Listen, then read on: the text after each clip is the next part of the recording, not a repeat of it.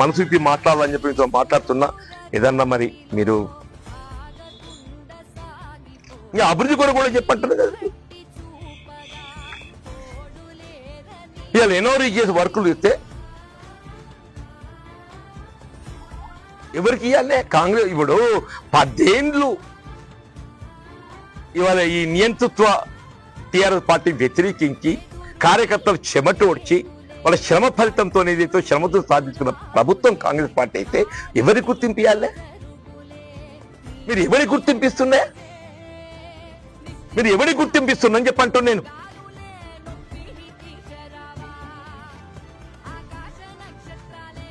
90% ఇంతవరకు కాంగ్రెస్ జెండా కప్పుకోలేదు. 90% ఇంతవరకు కాంగ్రెస్ జెండా కప్పుకోలేదు. వెరిఫై చేయండి పనులు. వాళ్ళ కాంగ్రెస్ కార్యకర్తల యొక్క మనోభావాలు ఏ విధంగా ఉంటే మీరు దయచేసి ఊహిస్తారా?